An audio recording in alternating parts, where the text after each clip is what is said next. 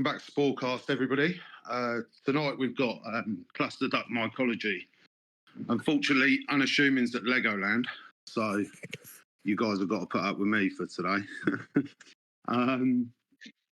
So I'll try my best to keep the flow going. Just want to give you guys a heads up on sort of like how this one's going to go. So just to give you an idea of what we've got lined up. So we're going to spend some time just getting to know Cluster Duck, the man behind the name, and then we'll get into sort of his personal journey with mushrooms for mental health, pain management, the fungal compounds that he's been looking into, and his new breeding projects. So with that said, obviously I know... what was I going to say? I lost it there for a second. So yeah, grab a drink, take your time. But yeah, so let's start with getting to know you. Who is the man behind Cluster Duck? Yeah, so I'm pretty much just regular Joe. I work a job, wife, kids, the whole normal lifestyle thing. But I fell into mushrooms, and they've really changed my life, and the friendships I've made, and the help that they've given me and taught me is it's just something that'll stick with me forever, and I'm glad to be a part of all this. So that's good. How do you find fitting? Obviously, mycology is a hobby. It's got so many hobbies within itself. How do you find time? I know that you've got you're married, you've got kids. How do you find time to fit it all in? Because I know that's the struggle with me sometimes. Yeah, so timing is a very critical component, obviously, and I have fortunately on my job that I work currently, I only work 4 days a week, so I have 3 days off to kind of mitigate my my duties to the mycelium. So my duties, because like anything, you have to tend to them and keep them going, otherwise they'll leave you if you're not careful. So it's always a balancing act, but I do have my extra day off to do that, but I try to keep a good schedule of just planning things out to do every week, a little bit here and there. In my off time, I'll occasionally have some random week time to just drop in the lab, get some work done real quick. Maybe the kids are out and playing with their friends or something, and I can just have that time to sneak away. Yeah, it's my garage time, if you will. Yeah. Everyone needs that lab time. I like that. It kind of brings me a little bit of peace. Like you flick on the flow hood, everybody's either out or asleep, and it just gives you time just to settle in and just listen to see what's going on. Yeah, exactly. So obviously we spoke just now about you're a moderator on BDG. You've also just recently joined Culture Cave. So you've got some stuff on there as well. Eventually, it's that's an eventually right now, because I've had some life situations. We were selling our house, and then now we're not, and so it's kind of thrown off some of my timing with some of that stuff. It's all about trying to work around yourself. But yeah, I moderate in the BBG. I also moderate in Lost Myco, and so I'm pretty close with Q and Sport Exchange, and all the guys over there too. So how did the moderating BDG come about? Obviously, you're obviously close with those guys. Did you just start off in their Discord and you've worked your way through, or? Kinda, yeah. It's a little different. So actually, I was in the second class for Moon Daddy's special breeding class, the multi-method mating course. And so I had got in right around 2024. That's when I started really hanging out with everybody on the socials and whatnot. And so we were doing the grow along for Yoon Guy, I believe, for some of that, and I got in with the guys from Sharon. I got close with Spore Exchange because we had competed together at the Oklahoma Psychedelic Cup, and we were both placeholders there. That's where he had sent in Young Guy, and I had sent in some of my cultures to get some testing done, just to see what they're looking at, and also because I was friends with Oklahoma Fungi. He was the one putting on the show, so he was like, "Hey man," we hooked it up, and I think I took a second and third for minor alkaloids on that. Well, that's what I was just about to say. Where did you come on there? Yeah, I took a second and third for minor alkaloids on cubensis, but there was a lot of turmoil about the testing on that we all had a lot of issues with at the time. All the samples that were sent to Magic Myco for the testing for that, and he updates everything live or at the time he updated everything on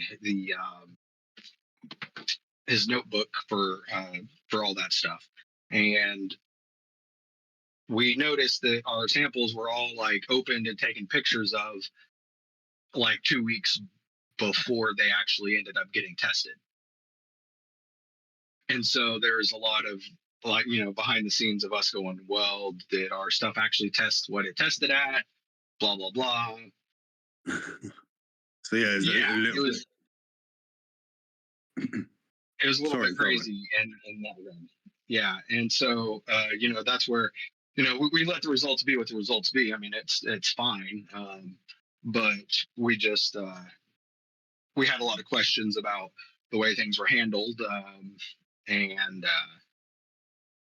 notably some of our samples we've previously sent in and, had a good baseline about where they should be. And then they weren't even close to those baselines. And so that's where we're all starting to question like, what's even happening? And so, we just hit it off talking about that stuff, and one thing led to another, and I just hanging out and learning and becoming part of the crew, and bam, here I am. Nice. So on that then, so obviously you're now moderating BDG. What does community mean for you guys, or for you specifically? Like, what have you found? What have you found it brings to you? Because when you first got started, obviously, what was you just cruising the socials and then trying to find information? How did that start? So like with growing and cultivating altogether, or like just into the moderation side? Because I mean, it's a bit of a different journey. Yeah, let's go on the moderation side for now. So what Sure. So what does community mean for you? What are you trying to bring into BDG? Well, with that, I like that there's so many people that are actually knowledgeable and willing to learn new techniques and new things as we're all kind of learning this, because we're all, scientists at the end of the day, trying to figure out this, crazy, wonderful organism that is mushrooms. And there's a lot of that offered here from people all around the world, from multiple different backgrounds in their own rights, both mycologically and outside of that. There's you got a bunch of tech guys that are super good with figuring out data and this and that. And there's a bunch of guys that are amazing cultivators that, they're blowing out, records and beautiful canopies of fruit that most people could only dream about. And, we're all here in this conglomerate to help all these people that, get into it and want to actually learn more about what we're doing. So if we go, obviously, just as we started that, you were saying about your journey is slightly different into it. So let's start with your journey then. How did it start for you? What sort of age was you when you got into mushrooms or mushrooms first, and then I suppose the mushrooms came first, and then the interest into mycology. Is that the way it went? Yeah, that's exactly what happened. Yeah, so I was having a lot of mental health problems. I was coming up on 3 years before a very much needed hip replacement. And so I lost all the fluid in my hips somehow. And so that was just bone on bone, was it? Yeah, it just started. It just ended up being a bone on bone situation. And the first couple of doctors, they couldn't see anything really wrong with it initially in the first year or so that I had it looked at. But then after, coming up on year 3 of it, I got a new doctor, and I was like, "Hey, doc, like this thing's really been bugging me. Let's look into it. Let's find something to, if we can do anything about it." And then, he did some more looking into it, my X-rays and stuff, and he goes, "Oh yeah, you should get your hip replaced. It's that bad. You don't have to be a doctor to see that." And I'm like, "Oh, right on, dude. Cool." And so it was still several months out before that happened that I had first discovered mushrooms. And but because of that pain and other life stuff I was just going through, so it turns out a little bit later, I finally went and got diagnosed, and I went and spent 30 years undiagnosed ADHD and autistic, and suddenly, a lot of things start coming up, and that's part of where it started. And so I had my first mushroom trip with my wife. We were at a cabin in the woods, and it was beautiful and amazing and life-changing. And in that experience, I also felt the first relief in pain from my hip that I had ever experienced in the time since then. And so it really opened my eyes in that one experience of, wow, there's actually natural stuff out there that is capable of this level of relief and help. Because I'd been prescribed pain medication for it, and none of it ever worked. And this was the first thing that worked, and you can't just, you can only imagine the relief of not having to feel a pain that exists with you every hour of the day, and you don't even want to get up and play with your kids or do anything because moving is such a chore. And that was life.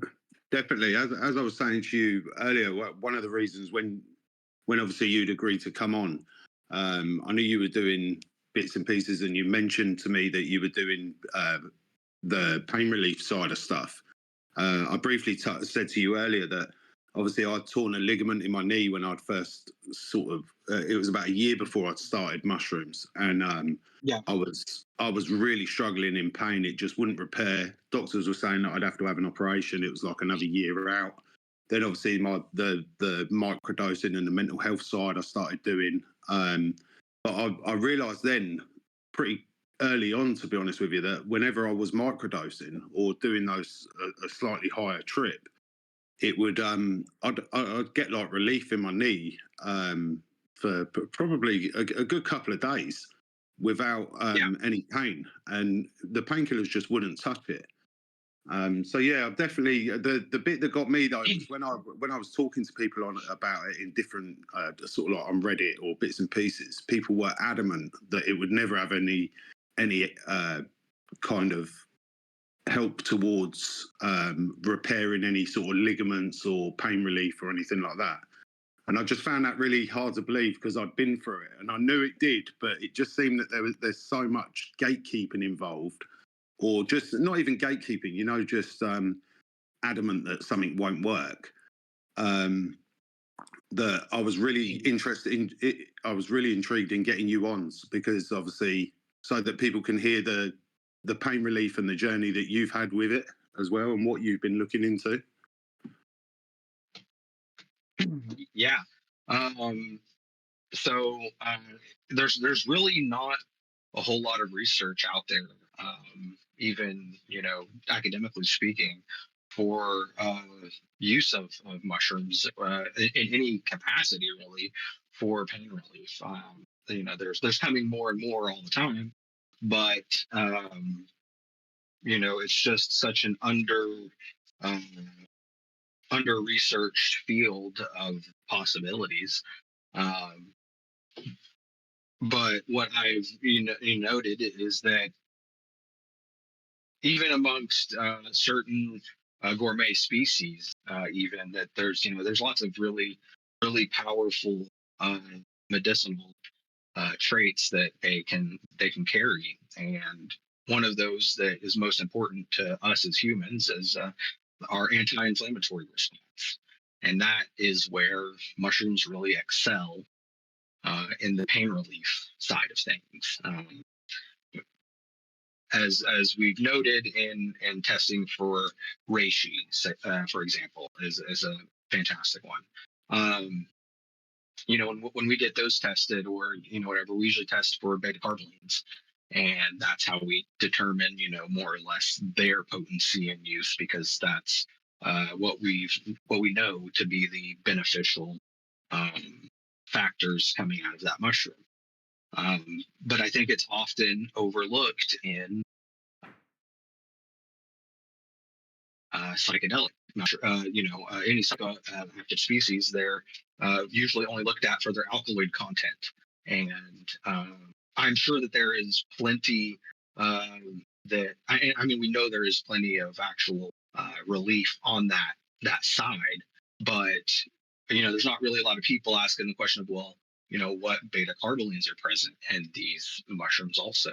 I can't say that I've even seen a beta carboline test on a psilocybe or anything. And what other things are we missing that we're mostly just not looking for because we're so focused on this one aspect of this medicine? Yeah, it's definitely an interesting one on what other. It's a bit like obviously with the entourage effects. There's it's interesting that there's not that much research being done into what the other compounds are capable of or what they are doing. Yeah, and then also how they interact with each other. Like you're saying, the entourage of that.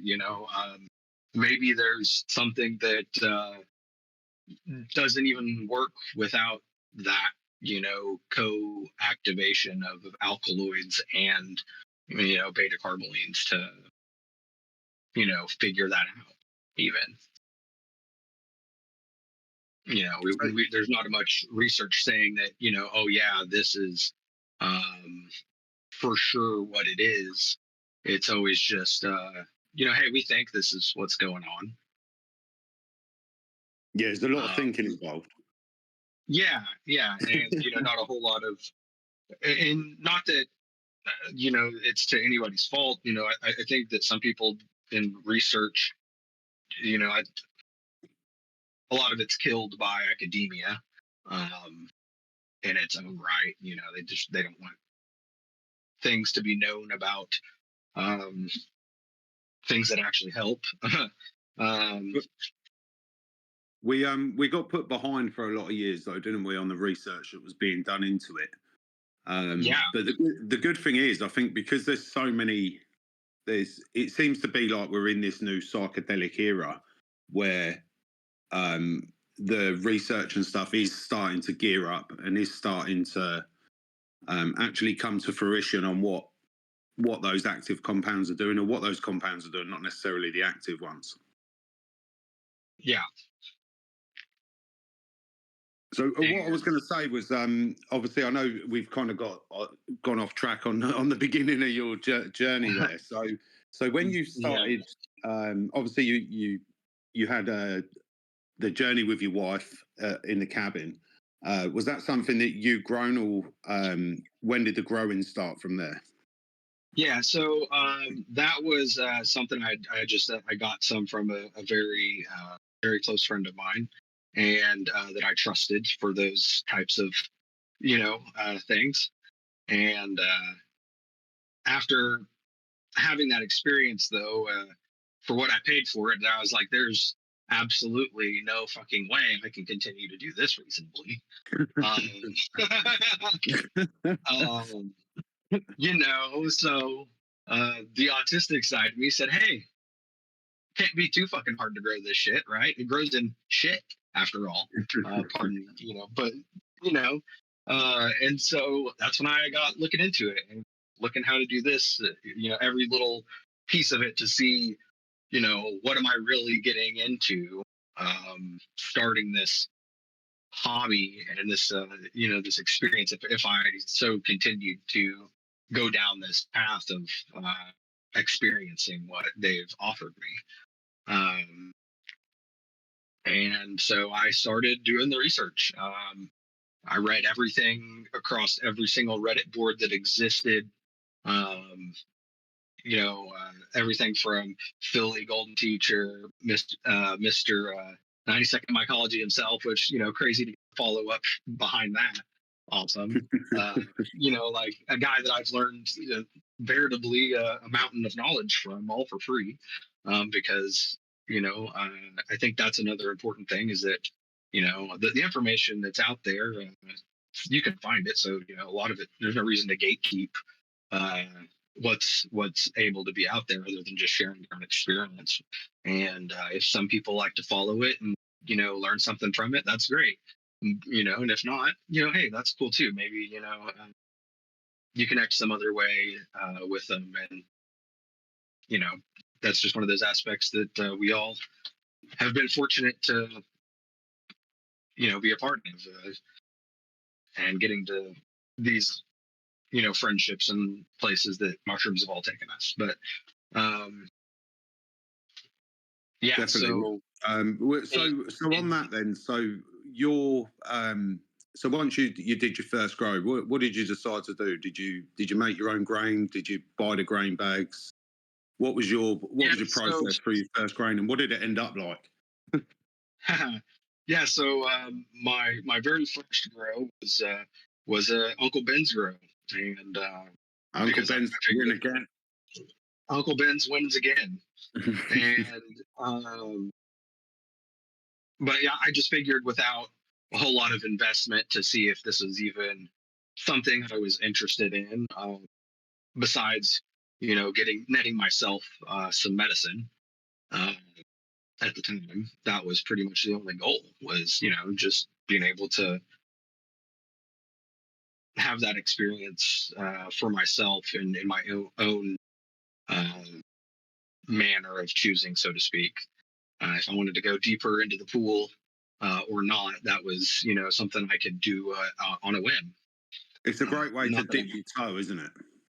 yeah, it really is. And so there's not a whole lot of investment with a $10 or $15 sports syringe from SporeWorks, and some Uncle Ben's bags. I mean, So and where did that go? Did you go tub, or did you go into did you go bag?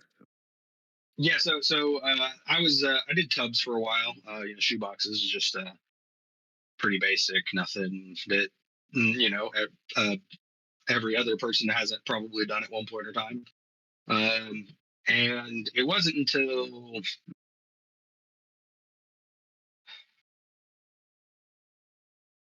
probably like 23, I think, I finally found bags and started seeing the idea behind using them. I mean, they're just a dub tub in a bag instead of the tub. An XLS bag is legitimately not much more space than you would be using in, a 6 or 7 quart shoebox. Like, honestly, but it also has, the canopy above that to have the grow. The only thing that most people would say, the airflow and blah blah blah. And, that's I don't think that's super all necessary in its own right. But as No, we've learned with bag training and the way you handle your genetics, that that's really not necessary for most anything we grow anymore. yeah, I think I grow from tubs myself. I've done a few bags. I've never had much luck with them, but that's probably more because I haven't put the input in to actually doing it. Um, but yeah, I do like the discussion between tubs versus bags, and whether or not, whether or not, which is good for beginners, I think, because I suppose majority of what I do because of running PT is a lot of the stuff is Mhm. teaching beginners how to grow, or just Right. giving them advice. And so on the bag side of stuff, I'm not very au fait with it, but yeah, it's an interesting topic. I never know which way would be the better way to go. I suppose I should get more into bags. Uh, there is a lot of nuance into bags, I believe. It's not really all that, you know, uh, insane or out there. It's just some of it goes against what, a lot of information for tubs is. That's really just, uh, most people would run their sub to feel, max field capacity and put it in their tubs, and that's fine. They generally have enough air movement and it dries out enough that it doesn't really matter. But in bags, you don't want your substrate quite as wet, simply because of it's sealed more, and it doesn't breathe the same way. And for uh, anybody just wanting to try, I think you can have good success in both, depending on the route that you take and your genetics. I think that really plays more into whether bags or tubs are really better, is just where your genetics have been grown and trained in. So obviously, I've heard a few people say that now. So training your genetics to run in tubs or bags. I've noticed that with some of the genetics that I've had, if they've come from, say, Moon Daddy when I've grown some of his stuff, obviously the people say that they prefer the bag life. So when I first start running them in tubs, the canopies aren't great, etc. But you can, if you keep working those, you can get them to start running better in tubs. So yeah, I suppose that's a good point to make there. Yeah, and that a lot of that, like I said, is really just how you treated your genetics. But it also does stand to the viability of mushrooms in different environments. It's a testament to that. If they can grow good in XYZ environment, they can probably also grow better or grow well in other environments. And um, that's where selecting the genetics really comes in play. Like for Moon and all of us guys, we specifically work with uh, plate pin uh, cultures, and that's one of the tips of the tricks of the trade, sort of thing. But if it can grow on your plate and fruit in almost a completely sealed environment with very little nutrition, I think that stands to say how it will grow when it is allowed access to real good nutrition and proper environment for itself. Yeah, I couldn't agree more with that. I'm a firm believer of I don't work anything that I can't get to pin on a plate, so I won't put it to a tub if it doesn't pin on a plate. It's just not something. I don't know. I suppose it's just for that exact reason, because for that less nutrient, if it can pin and fruit with less nutrients, it's gonna thrive once you send it to grain and then to substrate. Yeah. So what was your first? So your first grow? What did you go for? Did you do the typical GT, or did you go Yeah, for? I had some GTs and some B plus, good old B positive, and I love a B that plus. was and yeah, and it was both. They came out really great. Actually, I think the B positive I did turned out better. It was a much fuller, fruit denser uh, grower than the GTs by far. Yeah, they really whacked that weight on the last couple of days, didn't they? Yeah, and they put some weight up, and it was, I think my heaviest mushroom in my first couple of grows was probably, oh shit, 40, 50 grams, whatever, something. I think I was like, oh man, that's freaking crazy. And I think even at that time, that was, most people were really chasing the 100-gram club, even, like that was, if you hit that, you're a master grower, cultivator out here in the world. Yeah, I did it. Well, this similar thing. I was chasing that 100-gram club when for a long time when I first started growing, and I jumped the 100-gram and I went straight in at a 206, and then Mhm. from there it just from there it was just I try and find any genetic which looked like it was going to be an absolute monster. I love something that just is just proper gnarly. Just Oh yeah, kind of. yeah. Some people are land race sort of specific, or they like something that's a really gnarly bit. What's your go to now? My go-to now, well, most of it is I've been doing a lot of my own breeding, so from a handful of things I've got, and that I've worked and isolated now for a while. I've been working mostly with Ocraceos, and making hybrids with those. That leads back into my my journey with pain relief and inflammation and all. So Um, do you find with those then you're getting the most pain relief off of that, or off of those ones, that species? yeah, and there is some. That's where there is a little bit of research out in academia about it, and I found very little. But there's a paper from South Africa college down there, and they compared um, standard Psilocybe cubensis, a leucistic A plus, which they made to notate that on the paper. Which I mean, as we know now, I don't think that really made any difference compared to the standard cubensis they had for whatever reason. And then they compared it with Panolia senescens and the Ocraceo centrata.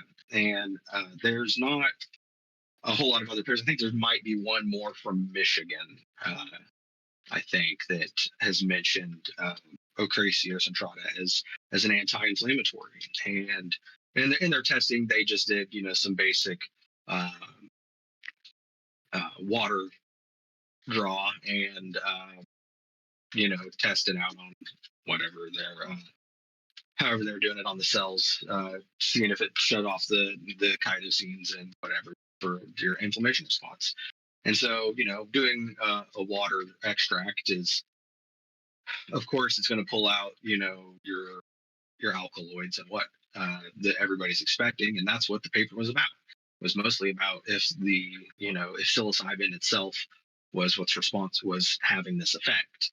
But as we know now, beta carbolines that they do carry probably has a much higher degree to that in my own opinion. Like I don't have anybody to really share such a scientific view about it, really, but there's not much to compare about. But to say that it was all psilocybin, or to have that is why there is any effect, I don't think is just good science on that end, without knowing what other substances and chemical profiles are in those mushrooms. But regardless, the notable parts of their tests were that Ocraceos had the highest anti-inflammatory response of such a various degree. Not that and that's not including any type of subtropicalis or mexicane or Zaptocorus selections. There's we've come into a world of different mushrooms nowadays that carry their own unique compounds, and so I don't know, maybe Zaptocorums or some other things have a better help and effect in that realm. But I know for sure that out of the standard run of the mill mushroom that people are going to have access to, Ocraceo seems to be the best one to shoot for. And and they're such an easy one to well, you grow them the same as you would grow a cube, so it's not too much. It's not too much. Like obviously you say with the zaps and the pans, there's different there's not much, learn, isn't it?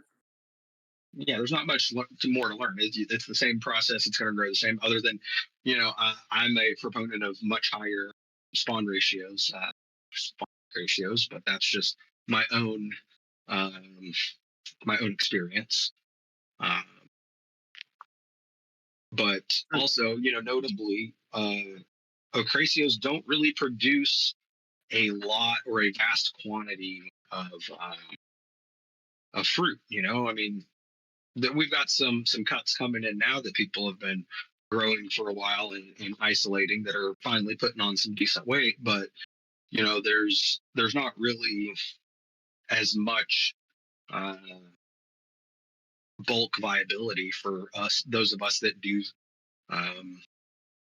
share the medicine. And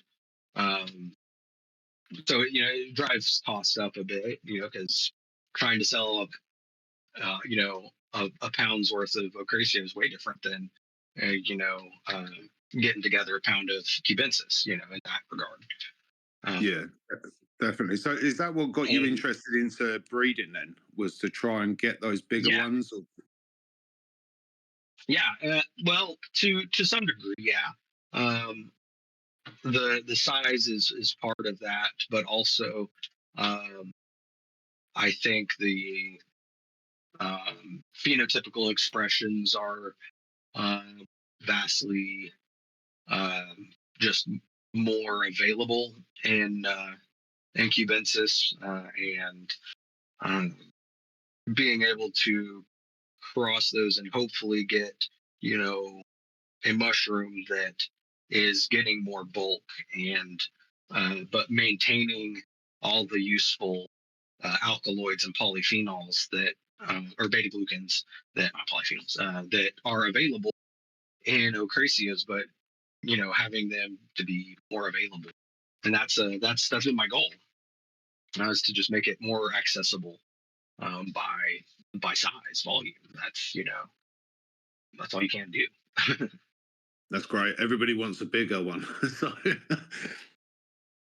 so yeah, so with that, obviously have you got a couple of different crosses that you're working on at the moment? Yeah, I've got quite a few actually.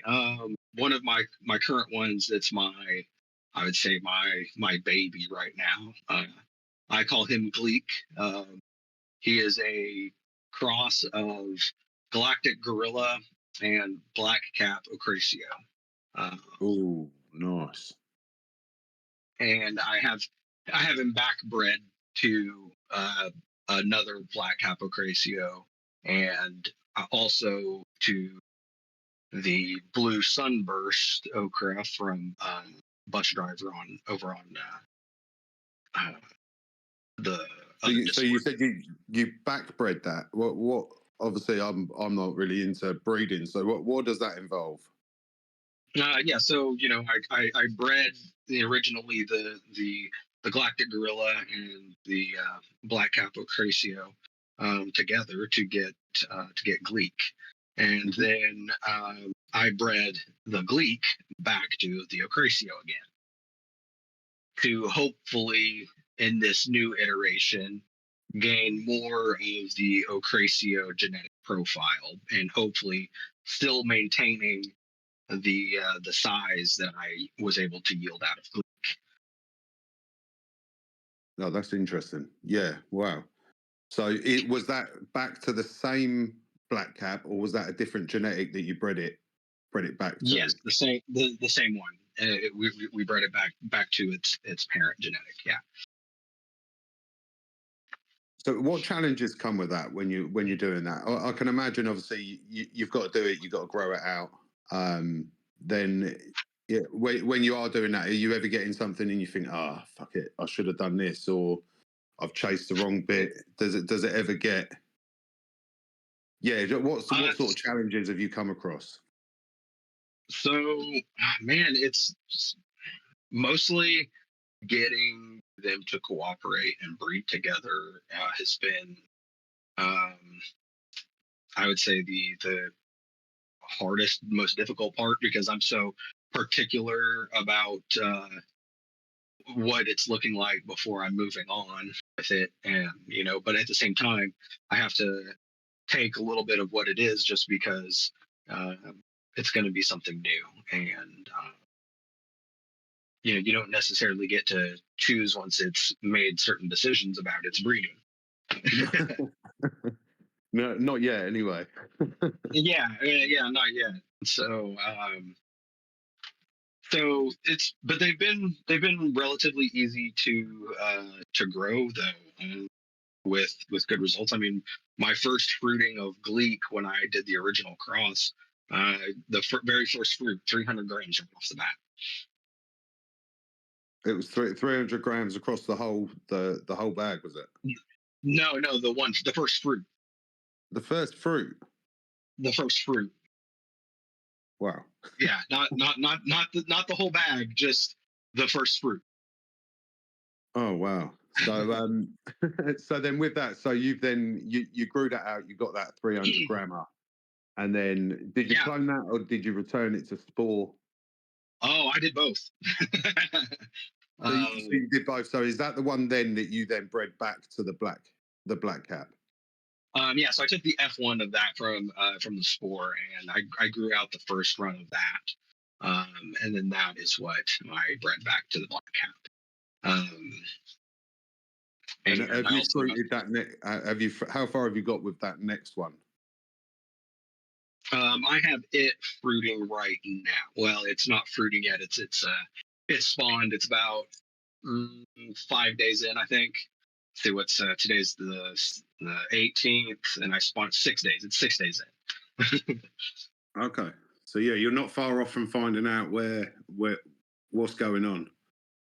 Yeah, and I'm really excited to see how this generation comes out because the F1 came out fantastic. I mean, it was also a bunch of very big average sized fruits, which is what I'm really aiming for.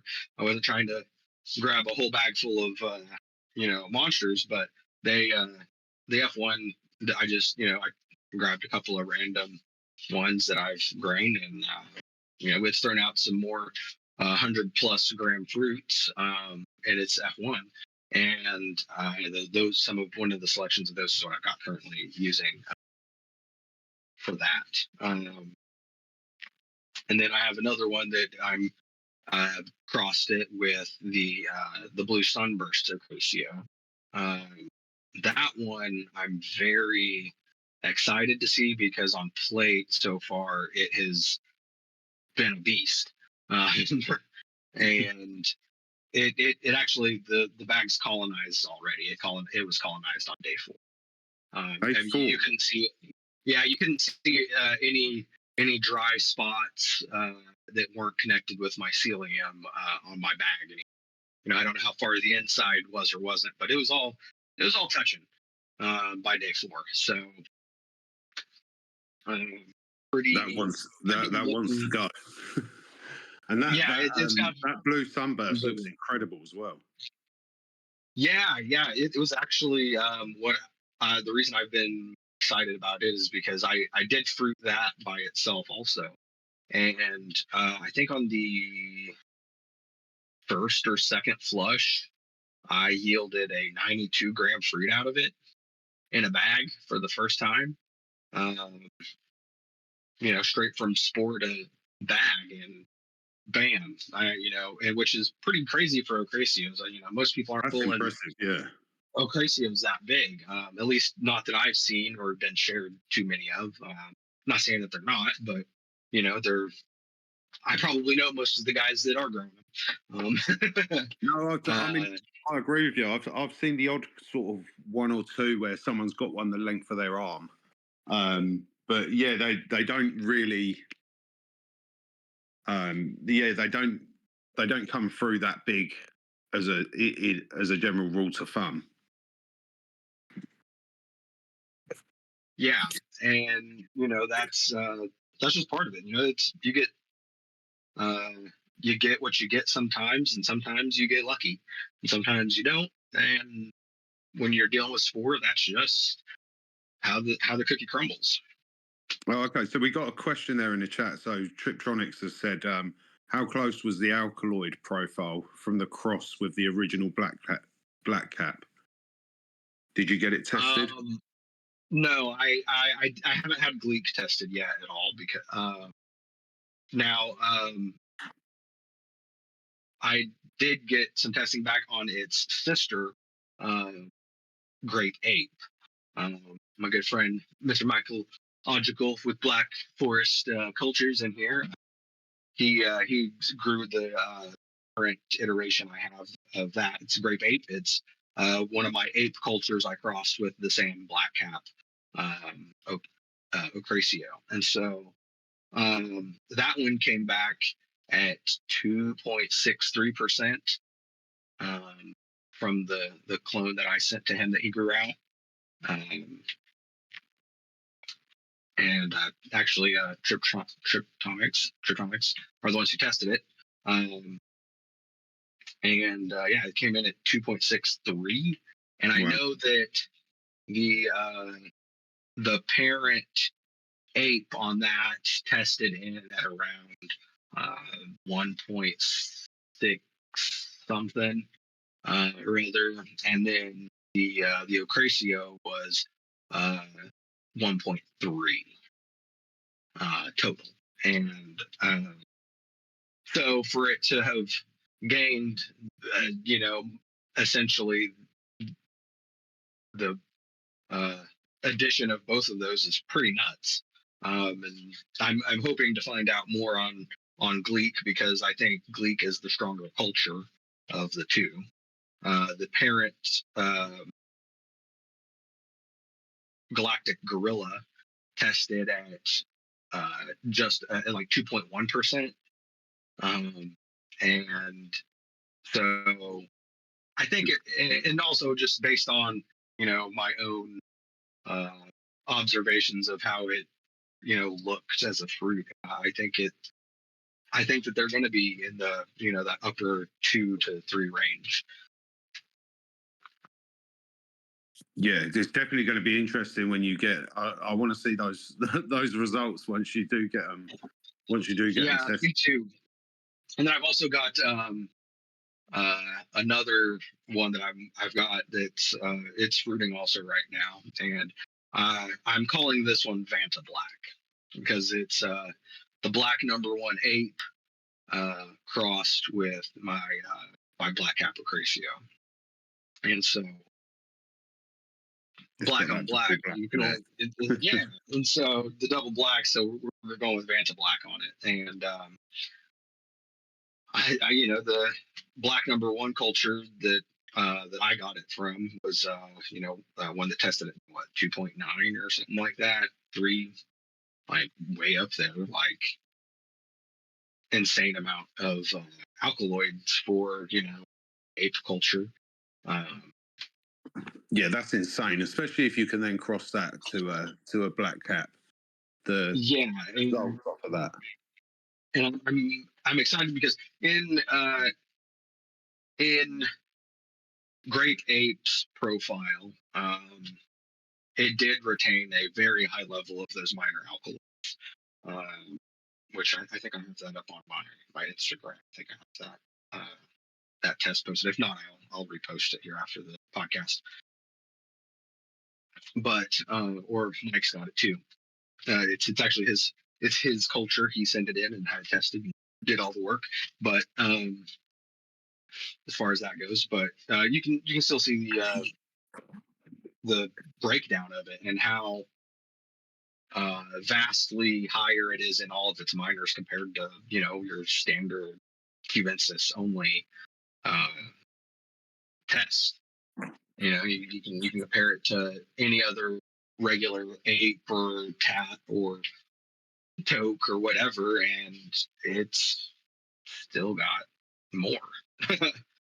Mike just said it's an absolute beast on a plate as well. Yeah, it rips through some crazy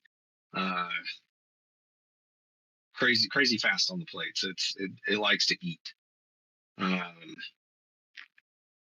and that's why I'm excited to see where some of these go as they get further along this beyond their initial grow. I'm only a couple of deep in some of the other than like Gleek, I've grown out several runs of it, but I've had some friends that are needing medicine with it, and so that's here I am, because at the end of the day, that's have you had any feedback on how that's working for them? Yeah, actually, I have some write-ups from them. Let me get into my notes. I can read these to you real quick. Oh yeah, I want to this was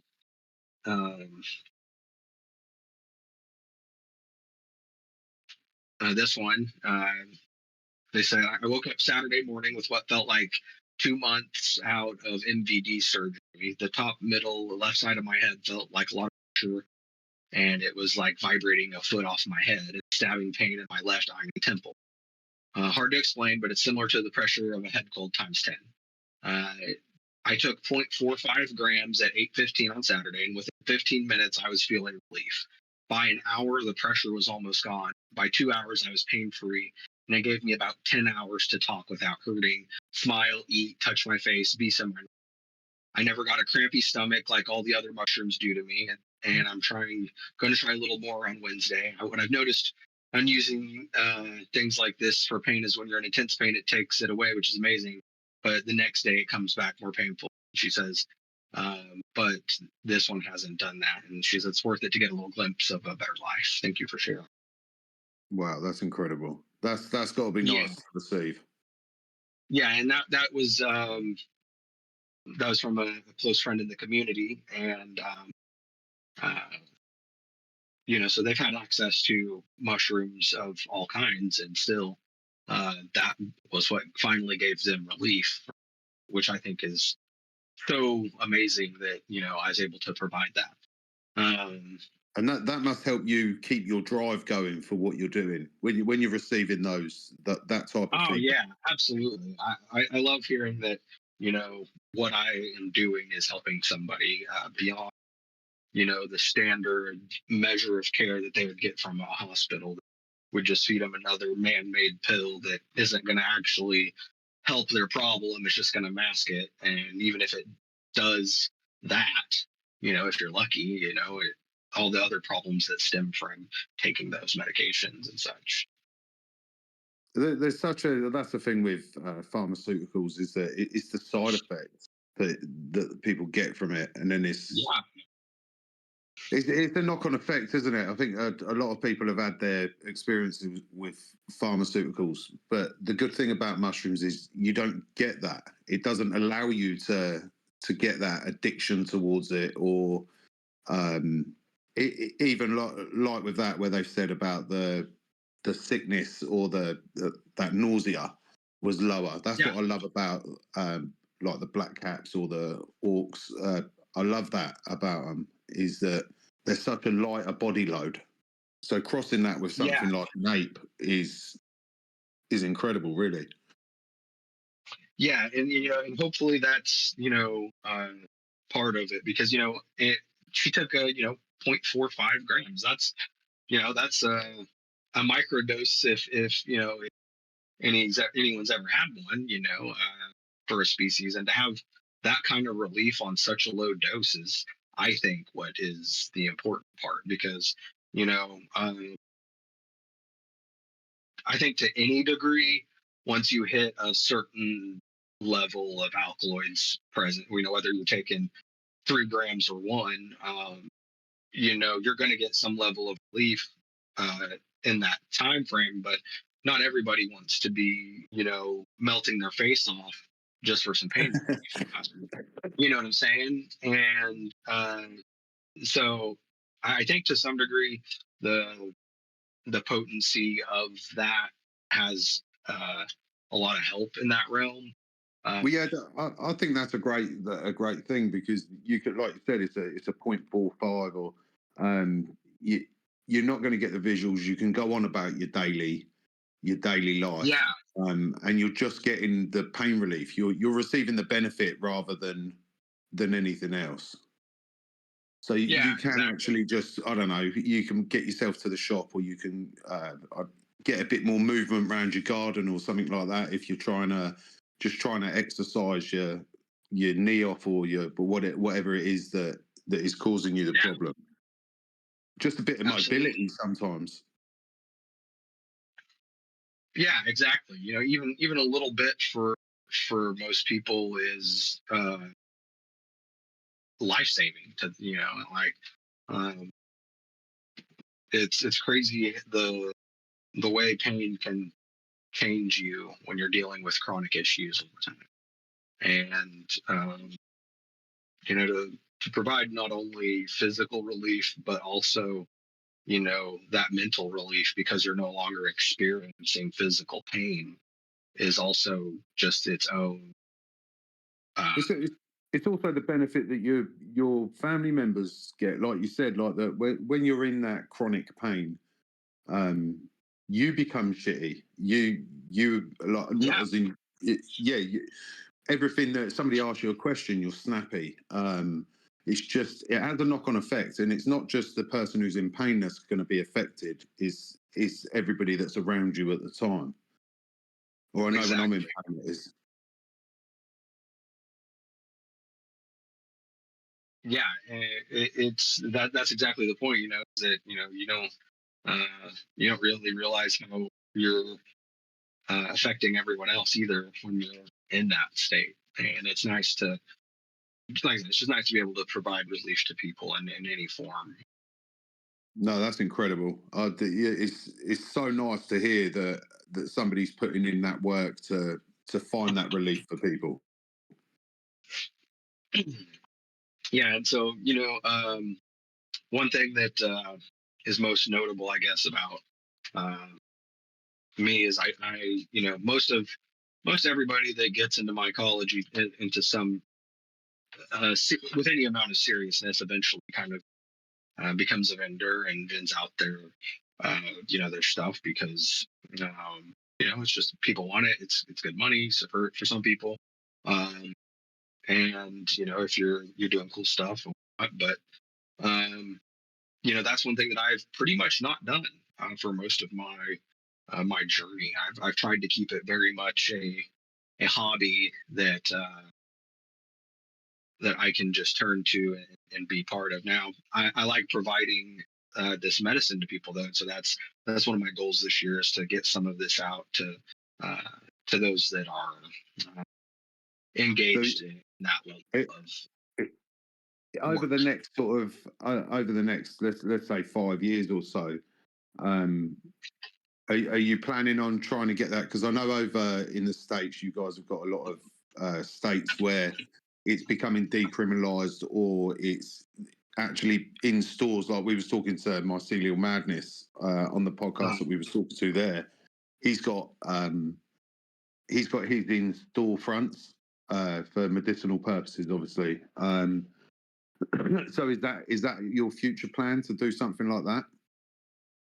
I don't know. I guess if the right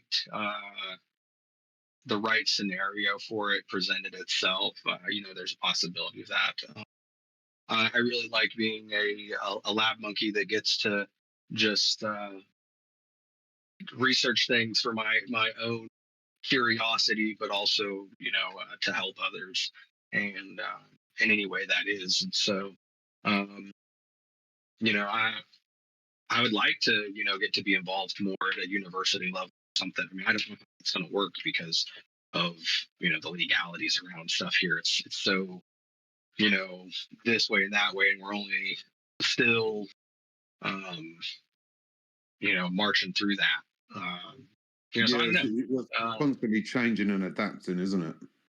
yeah, it's ever changing, and maybe in within 5 years there may be some major change and some kind of uh, opening in which I would be able to do something differently in that space. Which would be awesome.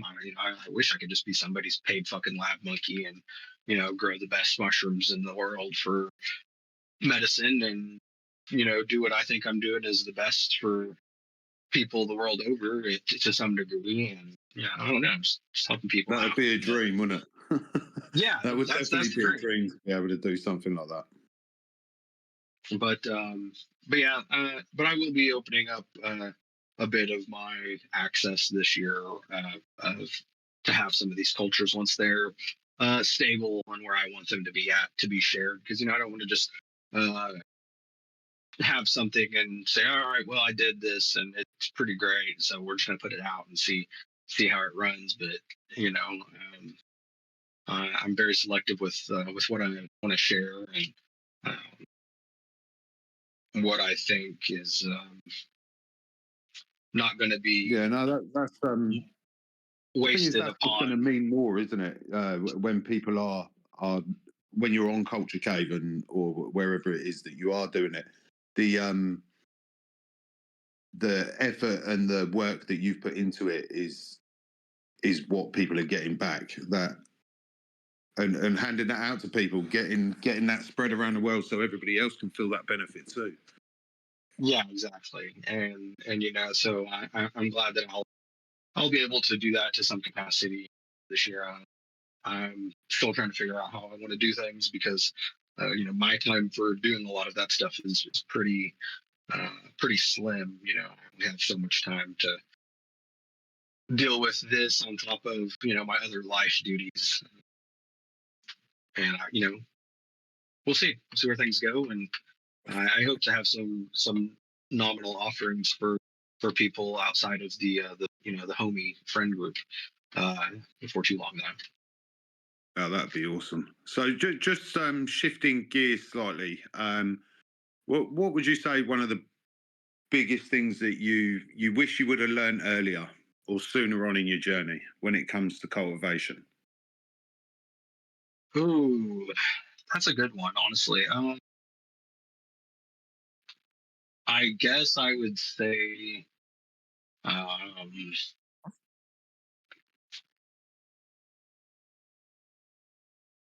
like how you work your cultures. I think I wish I had some more idea of how I wanted to uh, select things from when I first started to what I know now.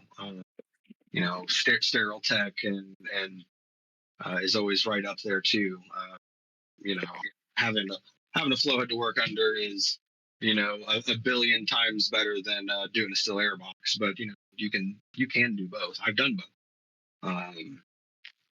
and I don't know. There's just a lot that I'm still learning. I'm always learning something new from everybody in the community. Things that I can do better in my agar recipe, or the way I do my grains, or whatever. Yeah, definitely. It's forever. It's about being open-minded, isn't it? To taking in what Yeah, other people have got to offer. I think that's a good point to make. yeah, and because maybe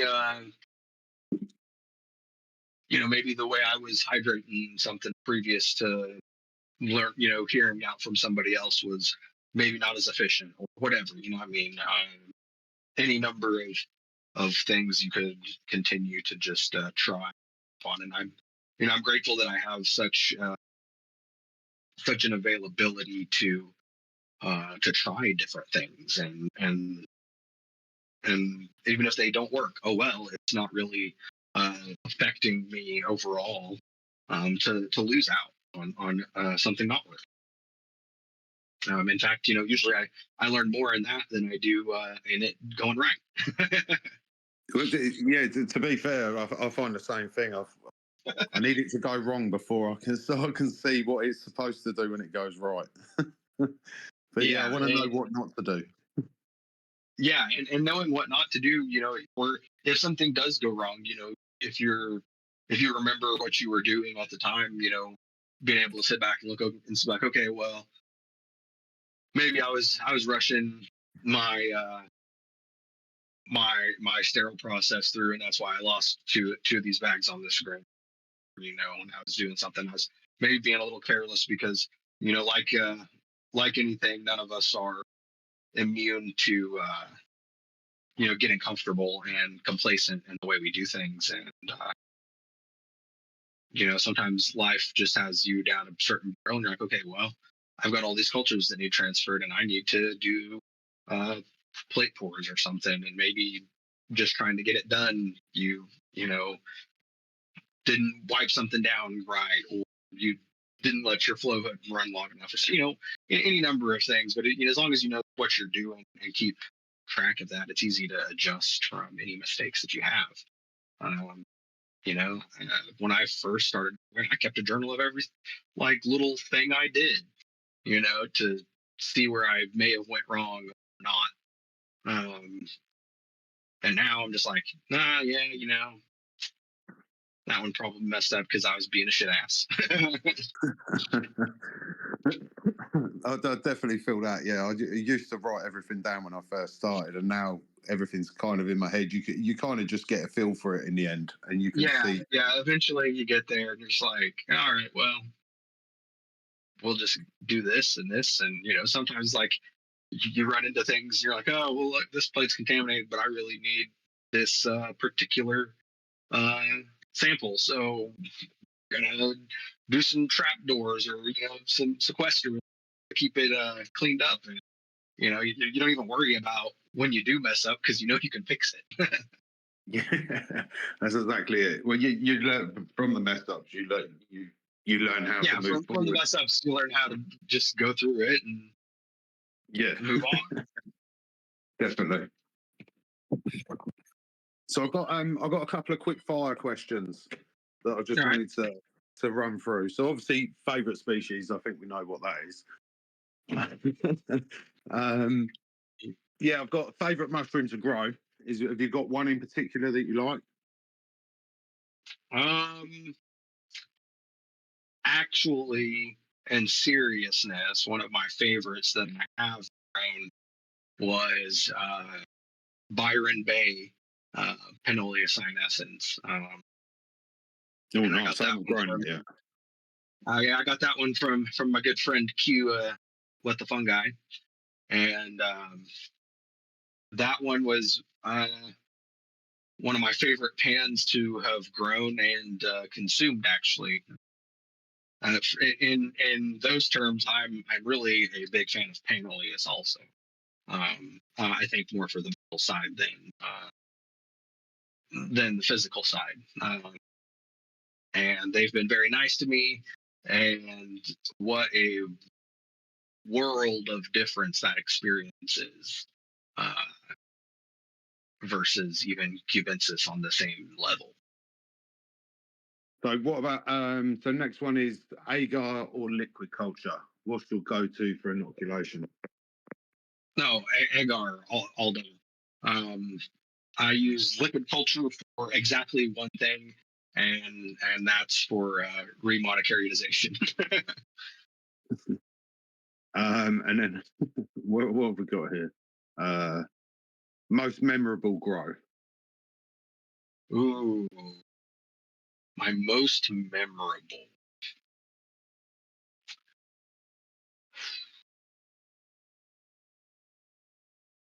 I'm gonna say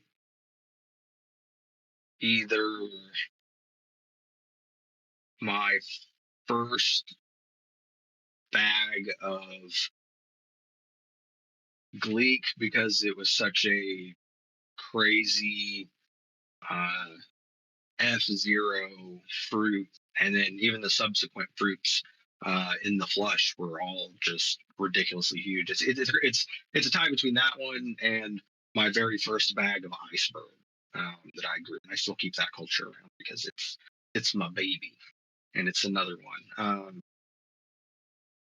But also on the list, probably my leucistic Jedi Mindfuck. That was the very first culture I grew from spore all the way to fruit. And so that one really does hold a special place in my heart. And that one was really the grow that got me really pushed into it, I think. Is that the one that got you hooked? Seeing that start I think to finish. So. Yeah, because I was looking to get some different cultures at the time, and I heard, through the grapevine and researching on Reddit, the Jedi mind flux were, pretty freaking cool. They grew nice big fruits, and they were wicked potent, according to everybody on the internet. Yeah, And I think that's one that I haven't done is the Jedi Mindfuck. I've heard good stuff about it. yeah, I mean they're a very hardy grower, and I've grown some pretty big fruits out of them. That was my first grow out of 100 grains too. Um, yeah, so right, like I said, right up there with. I can see why that satisfaction was there. So you went spore to fruit, and it was your first over 100 gram. Yep, it was my very first over definitely. 100. And so that was quite. That's. I think that's probably is my most memorable. I was growing that from start to finish. But I like Gleek though because it was my first major. It's not my first cross to do, but it was my first one that I did, and that we did it, and with the remonocariotization. And so, not knowing how it was going to look at all, versus, I mean, I knew going from spore to fruit what, the JMF was going to be more or less, but I had no idea what this new creation I had done was going to look like. And then it turned into this giant monster that throws very, very strong fruits. On feedback from my friends and such that have got to partake in it. Some have said that it's most profound mushroom experiences they've had, and that's even from some of my friends that are growers and have had, I would say, veritably even more experience than me mushroom. And yeah, so that's got to be some good feedback. Yeah. When you give it to another grower and they come back and go, "This is fucking fire."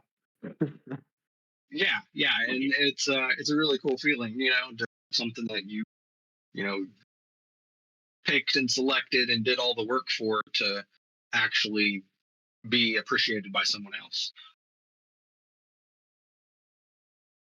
So the next question I had was dream collaboration.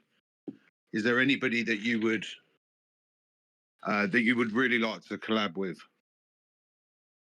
Ooh, well, I haven't really given much thought into that. Uh,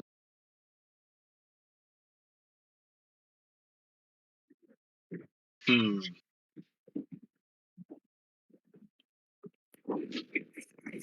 I honestly don't have a great answer. You There, don't have to. You don't yeah, have to yeah. have I an mean, answer at all. I'm not forcing you. no, no. I just, I feel like I get to collaborate with so many people, at least on some level, that like, uh, I'm veritably friends with anybody that I think is worth mentioning in the myco world, and I mean, you pretty much run the server with them all in. So yeah, yeah, I'm tied in with most of them as it is. So, making me pick like out of my friend groups, kind of like, well, fuck, I don't know, man. They're all pretty great. no, yeah, we'll leave it where it is. Then I don't want them to. I don't want us to start on you once you finish this. Yeah, yeah. And so, I mean, I, you know what, for all intents and purposes, probably Q, what's the fungi is probably would be my number one collaborator if I had to pick somebody, I guess. Well, he's Q definitely got has, those Australian wilds. yeah, and Q has sent me a ridiculous amount of genetics over the last couple of years that I can't even work all of everything he sent me. That would take me ages. Like I have so much, I have such a library of stuff that I haven't even really even got to work, because as soon as I get like where I think I've ran something, he just sends me another thing. He's like, "Oh, hey, by the way, I dropped you a little package in the mail," and I'm like, "Well, shit, what am I going to do with this now?" It's not a bad place But to be, like, though. no, it's not a bad place to be. It's pretty great, And which I actually have a bunch of stuff that I'm getting ready to send down to him. He's got a little pack coming with a couple of other selective of my friends on here, which I see a couple of them in here, so they'll have some cool stuff to get to mail when I mail off my next round of stuff. I bet they're all looking forward to getting hold of that gleek. Yeah, yeah, that's one of them I've got. I got a whole bunch of spore swabs from the F1s and the F0s even. So what's And, so what's next for Cluster Duck Mycology? What's your goal? What's your next goal? ah, um,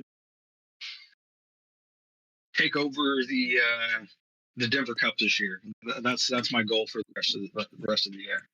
I'm gonna I'm gonna run it up and send some of these in, and we'll see where all the dogs lie. But I wanna really eat up some space in the contention there. You want that number one spot? Oh yeah. That's a I good mean, I've place got to to send aim. something in already, because some of the guys have already been sending in some absolute heat. Fit Sport Exchange sent in that Coke F11 of his the other day, and it tested at like 2.8. So like I'm already behind. Like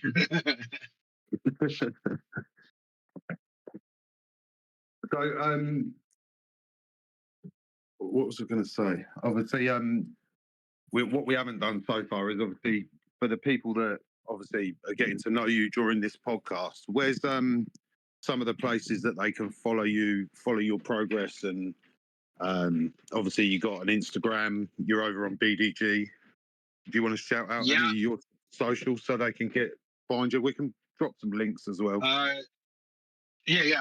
I am just on my Instagram, and I'm in the BDG server. I'm in here. I'm on Culture Cave and Australian Myco, Australian Myco server.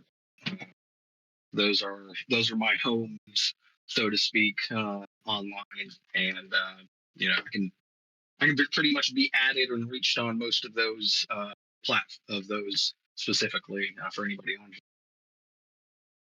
You can shoot me over a DM or whatever.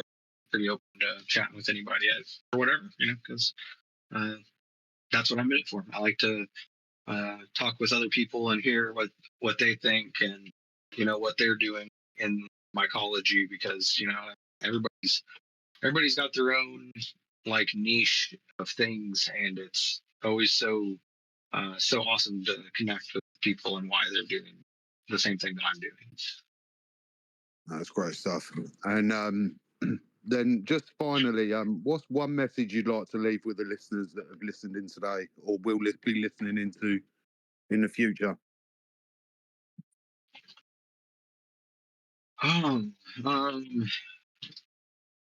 If you're wanting to, if this is your first time, learning about growing and breeding and stuff, take heart. There's a lot to learn. It's not something you just get overnight, but the process of getting there is really part of the fun. And sometimes it can be frustrating, and you'll have failures, but you can return from those. There's, even if you don't know how, there's probably someone in the community that does, and uh, there's no shortage of love in the myco community to be had. And so get that community, be part of the conversations, even if you think that oh well, it's all these guys that are always up here talking all the time. Well, be one of the guys and start talking. I think that's a good point to make. Just to actually ask the questions, because I think a lot of people sit back and they read what's going on in different servers, and they don't really ask the questions that they want asked or answered. Yeah. So yeah, just finding that urge or that courage just to ask the questions. Yeah, because we're not really as bad as we come across sometimes. Yeah, and at the end of the day, most of everybody that's in the group has probably had your problem at one point in time or another. Very few of us get through it without having experienced much of the same struggles or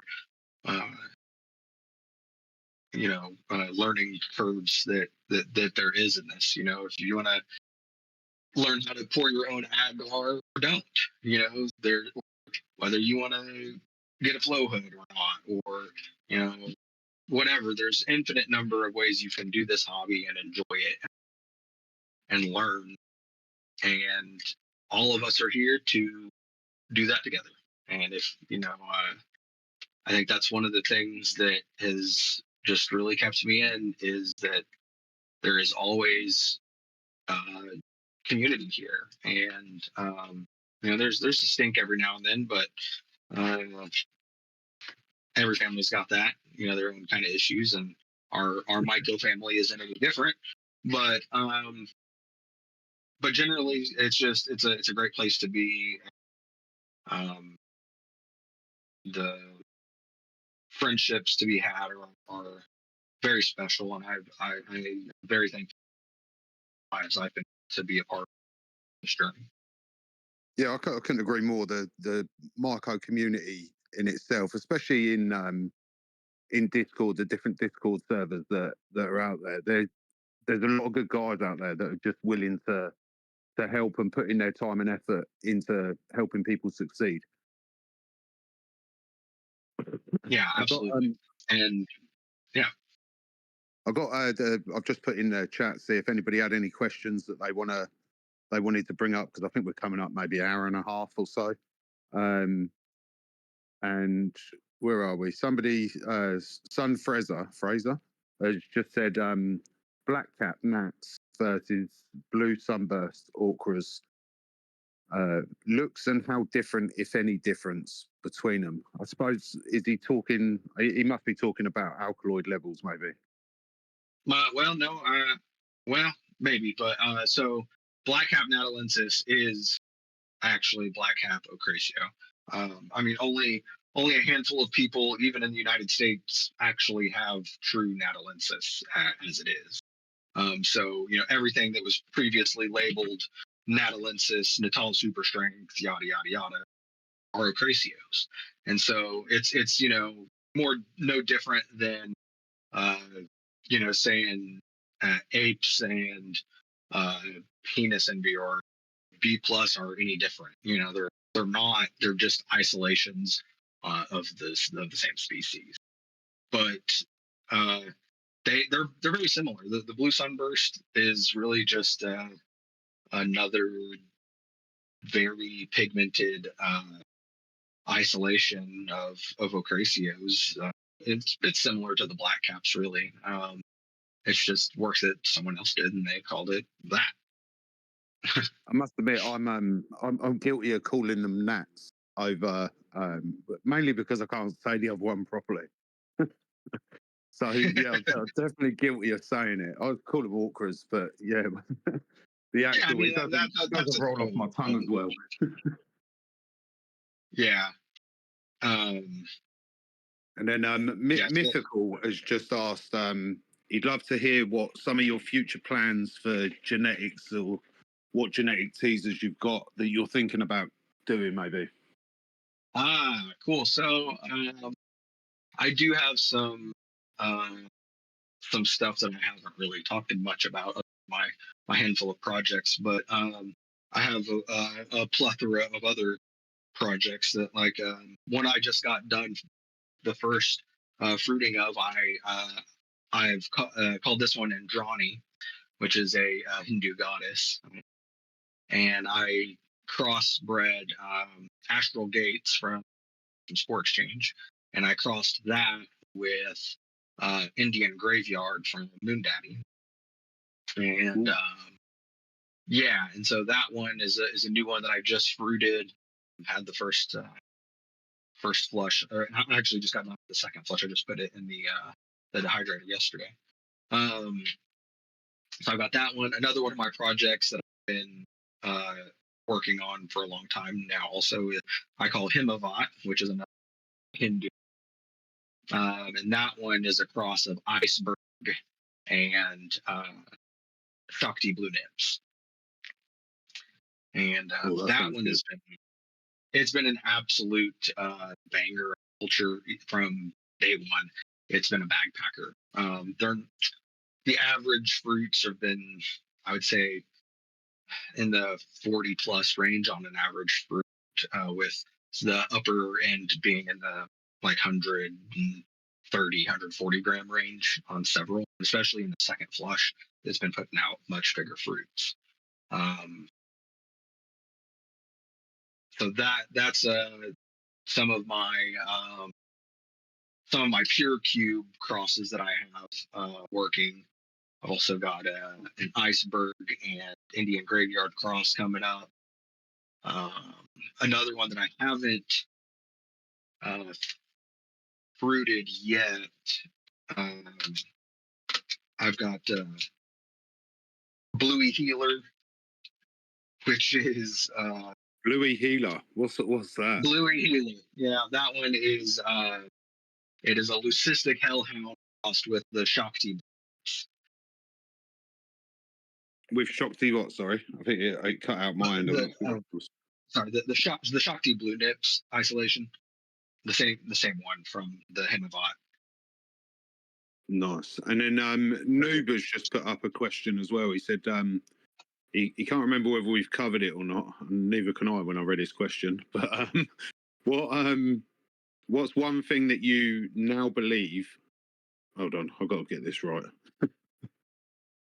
Yeah, what's one thing that you was told that you did believe that you now know that you don't need to do within mycology? Is there anything?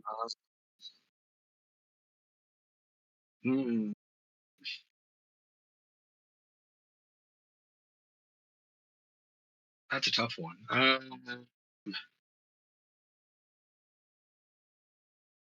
I guess like being so sterile during spawning. If your grain's made it to this point where you're ready to spawn it, and your substrates even semi-sterile. I mean, most cocoa coir and vermiculite mixes with gypsum, azomite, what have you. coconut coir is pretty inert as it is. Really not much need to pasteurize it. I do. I will never skip that step as in myself. But even if you didn't, like, I think nominal, if, as long as those are fine when you're spawning, there's not much at that point that's gonna mess up your grow. If you aren't quite so perfect on sterility when you're mixing your grain bag into your substrate, like, I mean, like, to some degree, yeah, but once it's beyond that point, if you had something go wrong, it was probably already going wrong. You just didn't see it. Grain is the number one killer of most grows, is having grain that's not actually sterile, wasn't handled properly in its initial inoculation, or maybe something was just included in that inoculation that is hiding. And so I think if your grains are healthy and your substrate's good, you can't really mess it up too bad. At least not. It's a good point to make. Spawning to bulk isn't a sterile process anyway. Yeah, so it's not that all that. Well, not the way I just go make a mess. Yeah. If I make a mess doing it a little bit, it's not that big. It's fine. It'll be all right. Yeah, definitely.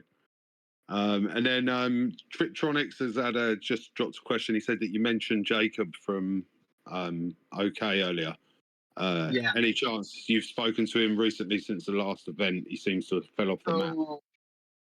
I haven't spoken to him personally, but I was told through another mutual friend of ours that he's moved to Europe and has just been out of the scene altogether. That is as much as I know. It's whether it's true or not, I couldn't tell you. I would say it's probably true to some degree, but I just I don't really have any information on that beyond that. So I wish I knew where he was. I'd like to talk to him. Friends for a long time, and then he just kind of up and disappeared. Happens quite a lot, doesn't it, in this game? People just fall off. Something comes up in life and they just disappear. Yeah. Like, actually, one of my other fellow mycologists here in Oklahoma, he was one of the ones that was doing a lot of this discovery with me. We were first, trying to figure out how to do things, and he's actually the one who introduced me, not via introduction, but by showing me his videos. He's the reason why I know who Moon Daddy is, and that's led to all this. And he doesn't even do mycology anymore. He has nothing to do with it, and I don't know why. I don't know what his deal is, but yeah, he's just out. Maybe one day. The thing is, once it's scripture, you never know. One day he might just pop up and he'll come back when he's ready. Yeah, and maybe he will. His return if he does, and if not, well, I wish him the best. I can't say he's ever done me wrong in any real capacity that I could care for. So no ill wills. Just kind of sucks that he's gone. Like. Is there just as we're coming up that, I don't know, well over an hour and a half now, is there any last thing you'd like to say to it, or to put out there for everybody? Any words of advice? Don't be afraid to ask for help. If you're trying to do something, chances are one of us has already done it, and it's always better to get advice from people that know what they're doing, or may have had a similar experience, and helping you form your own idea of what you want to do with something. And we're all here to help, and just be part of the community, and we'll be part of you. I love that. Well, mate, it has been an absolute pleasure having you on. I've absolutely It's loved been speaking to you. wonderful being here. I'm Getting so to know glad I what got to share.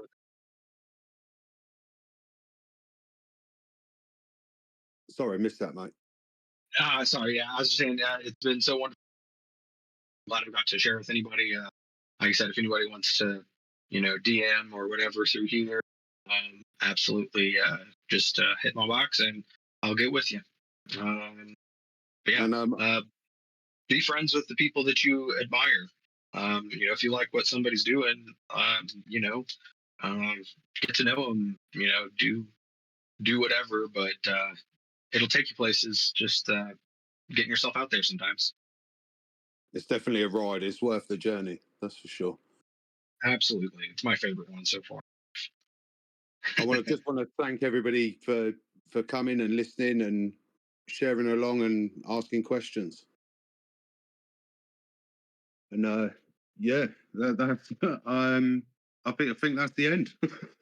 I can't think of All right. anything, unless you've got anything you wanna discuss, right?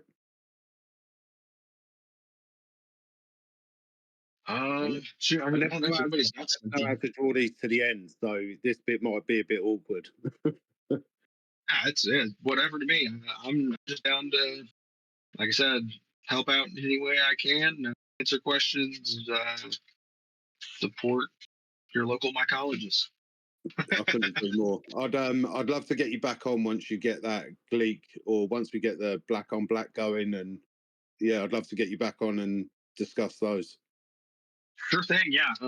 I'll get those tested out within hopefully a month or so. Be able to get those out and get some results back. Yeah, we'll set something up so that you can let everybody know how you've got on and what your results are and what's next. Yeah, exactly. And hopefully it all works out, and we can change some people's lives and do some good with it. 100%. Well, it has been an absolute pleasure. Thank you, everybody. And thanks a lot, guys. ClusterDuck, for coming on.